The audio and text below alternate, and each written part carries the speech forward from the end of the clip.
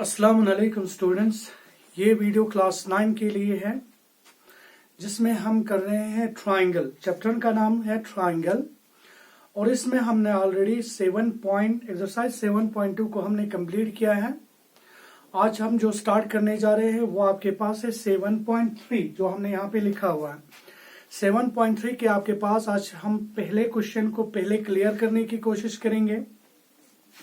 तो आपकी किताब में आपके पास क्वेश्चन इस तरह रखा हुआ है, triangle ABC and DBC are the two isosceles triangle on the same side BC, vertices A and D are on the same side of BC। ठीक है, जो यहां पे आपके पास कहते हैं आगे, इफ AD is extended in to intersect BC at P, show that हमें यहां पे करना है triangle ABD congruent to triangle ACD दिखाना है। दूसरा आपके पास ट्राइंगल ABP को आपके पास ट्राइंगल ACP के साथ आपको कॉन्ग्रुएंट दिखाना है। फिर आगे जाके दिखाना है आपको AP bisect angle A as well as angle D को दिखाना है। और यहाँ पे एक और चीज है, AP is perpendicular bisector of BC आपके पास। तो यहाँ पे फिगर जो आपके किताब में रखा हुआ है या हम यहाँ पे बनाएंगे वो इस तरह है। आपके पास एक ट्राइंगल है जिसका नाम ABC है, फिलहाल ABC। ये आपके पास एक ट्राइंगल है जिसका नाम है ABC है। ये एक आइसोसेलेस ट्राइंगल है और साथ में क्या है, दूसरा एक आइसोसेलेस ट्राइंगल है, इस तरह दिखाया गया है। ये आपके पास है DBC। अगर मैं AD को यहाँ पे कहते हैं AD को मिलाने के बाद जब आप इसको BC तक इंटरसेक्ट करने के लिए अगर आप इसको एक्सटेंड करेंगे तो वो यहाँ पे इंटरसेक्ट हो रहा है P पॉइंट पे। ठीक है, जो ये आपके पास हो गया फिगर। अब यहाँ पे हम सबसे पहले सोल्यूशन आप बोर्ड पे देखें कि हम इस क्वेश्चन को किस तरह सॉल्व कर पाएंगे। तो सबसे पहला सोल्यूशन आपके पास ये होगा, आपके पास गिवन में क्या दिया था, गिवन में हमारे पास कहा था कि ट्राइंगल ABC एंड आपके पास BDC और टू, इसको हटा देते हैं, two isosceles triangles on the same base BC, same base BC पे है। ठीक है जी, और AD इंटरसेक्ट कर रहा है BC पे P पे। ठीक है, तो जो टू प्रूव हमारे पास करना है वो आपके पास है, चार टर्म आपको प्रूव करके दिखाना है। सबसे पहला है ट्राइंगल ABD को आपको कॉन्ग्रुएंट दिखाना है ट्राइंगल ACD के साथ। एक चीज ये है। दूसरा चीज आपके पास क्या है, ट्राइंगल ABP को कॉन्ग्रुएंट दिखाना है ट्राइंगल ACP के साथ। और तीसरा आपको क्या करना है, AP bisect angle A as well as angle D को करना है। और चौथा आपको क्या करना है, AP is the perpendicular bisector of BC हमें दिखाना है। ये चार चीजें हमें क्लियर करके दिखाना है। ठीक है, तो हम बारी बारी करके इसको क्लियर करने की कोशिश करेंगे। प्रूफ सबसे पहला हम जाएंगे, जो हमें जाने के लिए कहा है वो है आपके पास पहले में in triangle ABD and triangle ACD में।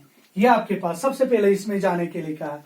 अगर मैं यहां पे इसको बनाने की कोशिश करूं तो मेरे पास कैसे बन रहा है, ये A बन रहा है, ये P बन रहा है, ये B बन रहा है और दूसरा यहाँ पे इस तरह बन रहा है। मेरे पास ये A है, ये आपके पास D है और ये आपके पास C है। इन दोनों ट्राइंगल को हमें कॉन्ग्रुएंट दिखाना है। तो हमारे पास गिवन है कि आपके पास ABC and DBC are two isosceles triangle. इसका मतलब क्या हुआ, यहाँ पे ये दोनों साइड और ये दोनों साइड बराबर निकल जाएंगे। ठीक है, जो अब यहाँ पे जो हमारे पास है AB is equal to AC है, ये आपके पास गिवन आया। और दूसरा क्या आया, BD इज इक्वल टू आपके पास CD भी आया। ये भी गिवन हुआ क्योंकि आइसोसेलेस ट्राइंगल का साइड हुआ। और आपके पास AD is equal to DA आएंगे, ये आपके पास आएगा कॉमन, ठीक है जो, ये दोनों कॉमन आएंगे, तो हम बोल पाएंगे therefore triangle ABD is congruent to triangle ACD आएंगे। किसके हिसाब से? आपके पास साइड साइड साइड रूल के हिसाब से ये कॉन्ग्रुएंट बनेगा। अगर हमारे पास दो कॉन्ग्रुएंट ट्राइंगल होगा तो हम बोल पाएंगे कि भाई इसके सारे एंगल्स और सारे कॉरस्पॉन्डिंग साइड से एक दूसरे के बराबर होंगे। तो हमारे पास यहाँ पे हम थोड़ा अपने आसानी के लिए एक नाम देंगे, यहाँ पे इसको एंगल 1 रखेंगे, इसको एंगल 2 रखेंगे। तो ये मेरे पास ये एंगल 1 हुआ, ये एंगल 2 हुआ, तो मेरे पास angle 1 is equal to angle 2 हुआ, CPCT के तहत ये आपके पास क्लियर हुआ। एक चीज यहां से ये आया, ठीक है जो। अब जाएंगे हम दूसरे के ऊपर, तो दूसरे को करने के लिए हम क्या करेंगे, यहाँ पे थोड़ी देर इसको हटा देंगे, फिर यहाँ पे हम दूसरे को करेंगे, यहाँ पे हम करेंगे दूसरे को। दूसरे में हमें क्या कहा है, ट्राइंगल ABP और ट्राइंगल ACP को हमें कॉन्ग्रुएंट दिखाने के लिए कह रहा है। तो हम यहाँ पे कहेंगे, हम यहाँ पे कहेंगे in triangle ABP and triangle ACP में जाएंगे। अगर हम इन दोनों ट्राइंगल्स को अगर देख रहे हैं तो कैसे है आपके पास, ऐसे है, यहाँ पे इस छोटी जगह पे हम बनाने की कोशिश करेंगे। ये आपके पास A, ये P और ये B, और दूसरा इस तरह है, इस तरह आया, ये आपके पास A, ये आपके पास P, ये आपके पास C आया, ठीक है जो। अब यहाँ पे अगर आप देखें तो ये तो ऑलरेडी हमारे पास बराबर दिया हुआ है, तो हम इसी को लेंगे, AB is equal to AC लेंगे, ये मेरे पास गिवन है, ठीक है जो। अब यहाँ पे क्या रहे, दूसरा एंगल 1 और एंगल 2 आया, जो ऑलरेडी हमने यहाँ पे प्रूव करके रखा हुआ है, तो हम लिखेंगे angle 1 is equal to angle 2, ये हो गया प्रूव्ड अबाउ, ऊपर हमने प्रूव करके आया। और तीसरा आपको यहाँ पे क्या नजर आ रहा है, AP और AP, यहाँ पे AP is equal to AP आया, वो आपके पास आया कॉमन। तो therefore triangle ABP is congruent to triangle ACP हुआ, ये मेरे पास साइड एंगल साइड रूल के तहत ये कॉन्ग्रुएंट हुआ, इसे एग्जाम्स के साथ कॉन्ग्रुएंट हुआ, ठीक है। अगर मेरे पास ये दोनों कॉन्ग्रुएंट है तो फिर वही बात आएगा, अगर दो ट्राइंगल कॉन्ग्रुएंट होंगे तो सारे कॉरस्पॉन्डिंग साइड और सारे कॉरस्पॉन्डिंग एंगल्स बराबर होंगे। तो हम यहां पे बोल सकते हैं BP is equal to CP, BP और CP बराबर होगा, ये CPCT के तहत हुआ, ये आपके पास आ गए, ठीक है जो। अब आगे निकलते हैं कि हमें और क्या करना पड़ेगा। ये हो गया आपके पास दूसरे का प्रूफ। अब जाएंगे हम तीसरे के लिए। अब यहाँ पे कहते हैं AP bisect angle A as well as angle B। चलो भाई, AP जो है एंगल A को तो बाइसेक्ट करता है, ये तो हमने ऑलरेडी प्रूव यहाँ पे कर दिया। अब यहाँ पे हम देखेंगे क्या ये AP जो है एंगल D को भी बाइसेक्ट कर रहा है। तो हम यहाँ पे फिर से अपने आसानी के लिए एक नाम देंगे, 3 और 4 डाल देंगे। तो हम जाएंगे इन ट्राइंगल BPD और ट्राइंगल CPD में जाएंगे, इस छोटे दो ट्राइंगल्स में जाएंगे, ठीक है जो। तो हम यहाँ पे उसको बनाने की कोशिश करेंगे इस बार। यहाँ पे ये आपके पास हुआ DPB और यहाँ पे आपके पास ये हुआ क्या, DPC हुआ, ये एंगल 3, ये एंगल 4 आपके पास। अब यहाँ पे देखें, अब हमारे पास क्या है, ये दोनों साइड ऑलरेडी बराबर दिया हुआ है, तो हम कहेंगे BD is equal to CD, ये हमारे पास गिवन है। और हमारे पास क्या है, BP is equal to CP, BP is equal to CP, ये प्रूव्ड अबाउ हुआ, ठीक है जो। और तीसरा आपके पास क्या हुआ, DP is equal to DP, DP is equal to PD हुआ, ये कॉमन आया, ठीक है sir. Therefore triangle BPD is congruent to triangle CPD हुआ, ये आपके पास साइड साइड साइड रूल के तहत एक कॉन्ग्रुएंट हुआ। अगर ये दोनों कॉन्ग्रुएंट है तो यहां पे क्या आ रहा है, यहां पे मेरे पास angle 3 is equal to angle 4 बन रहा है। तो ये आपके पास CPCT हुआ। ठीक है जो, अब आगे सुने, अगर ये दोनों ट्राइंगल कॉन्ग्रुएंट है तो और एक चीज आया, यहां पे angle DPB, angle DPB is equal to angle CPD हुआ। DPB is equal to angle CPD हुआ। ये भी CPCT के तहत कॉन्ग्रुएंट हुए। ये आपके पास तकरीबन, अब आप देख सकते हैं, इसको हम रखेंगे फर्स्ट, जो हमने इसको रखेंगे सेकंड, इसको रखेंगे थर्ड और इसको रखेंगे हम फोर्थ। अगर यहां पे आप देख रहे हो, अगर आप फर्स्ट और सेकंड को, सॉरी थर्ड को अगर आप देखें, फर्स्ट और थर्ड को अगर देखें तो ये एंगल और ये एंगल एक दूसरे के बराबर आ रहा है। तो इसका मतलब एंगल डी और एंगल ए को कौन काट रहा है? एपी काट रहा है। अगर ये एंगल एक दूसरे के बराबर है तो हम बोल सकते हैं कि एपी इसको बाइसेक्ट कर रहा है। तो हम यहां पे बोलेंगे फ्रॉम फर्स्ट एंड थर्ड आपके पास वी गेट, आपके पास AP bisect angle A is well as angle D. यह एंगल डी को भी क्या कर रहा है? बाइसेक्ट कर रहा है। यह आपके पास हुआ तीसरे का प्रूफ। अब थोड़ा सा हम अपने लिए जगह बनाएंगे, इसको मिटा देंगे ताकि हम आगे कर सके। अब हमारे पास चौथा क्या करना है, क्या एपी परपेंडिकुलर बाइसेक्टर है या नहीं। अब आप देखिए यहाँ पे चौथे के लिए हम क्या कर पाएंगे। अगर यहाँ पे आप अच्छी तरह से देख रहे हैं तो यहाँ पे इस तरह है, ये आपके पास इस तरह है, ये आपके पास ए, ये पी और ये आपके पास सी आ रहा है। तो अगर मैं इन दोनों एंगल्स को देख रहा हूं ना, तो ये सम ऑफ द टू एंगल्स बन रहा है, जो हमेशा 180 बनेगा। इसको बोलते हैं हम लीनियर पेयर। तो हम कहेंगे angle A P B plus angle A P C is equal to 180 degree. इसको बोलेंगे हम लीनियर पेयर। ठीक है सर, इसको बोलेंगे लीनियर पेयर। लेकिन हमने यहां पे क्या किया, इन दोनों एंगल्स को बराबर कर दिया। तो इसकी जगह पे हम एक दूसरे को लिख सकते हैं, और angle A P B plus angle A P B is equal to 180 हुआ। इसको लिखा हम फ्रॉम फोर्थ में से। ठीक है जो, twice of angle A P B is equal to 180 degree, angle A P B is equal to 180 divided by 2, angle A P B is equal to मेरे पास 90 डिग्री हुआ। इसको हम रखेंगे पांचवा। अब देखिए यहाँ पे अगर मैं दूसरे पे देखूं तो ये एक दूसरे के बराबर हो, इसका मतलब पी इसको बाइसेक्ट कर रहा है दूसरे के हिसाब से। ठीक है, अगर मैं पांचवे को देखूं तो यहाँ पे जो एंगल बन रहा है वो 90 का बन रहा है। तो हम यहाँ पे कहेंगे from second and fifth, second and fifth. थोड़ा सा जगह कम है, इसके लिए मैं माफी चाहता हूं।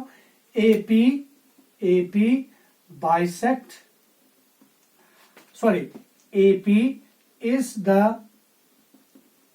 परपेंडिकुलर बाइसेक्टर ऑफ, आपके पास क्या आया, बीसी आया। इस चीज को हमें प्रूव करना था। ठीक है, थोड़ा सा जगह कम है, थोड़ा सा अगर आपको नजर नहीं आता है तो आप अच्छी तरह से इसको थोड़ा सा ब्राइट करके आप इसको थोड़ा सा एनलार्ज करके भी देख सकते हैं, तो आपको अच्छी तरह से नजर आएगा। ये आपके पास क्वेश्चन नंबर 1 हो गया, जो थोड़ा सा लंबा था, लेकिन हमने इसको प्रूव करके आपको दिखाने की कोशिश की है। तो अच्छी तरह से देखिए क्या किया क्या नहीं किया, इसको घर पे अच्छी तरह से प्रैक्टिस करने की कोशिश करें ताकि आप लोगों की समझ में आ जाए। यह आपके पास क्वेश्चन नंबर 1 हुआ।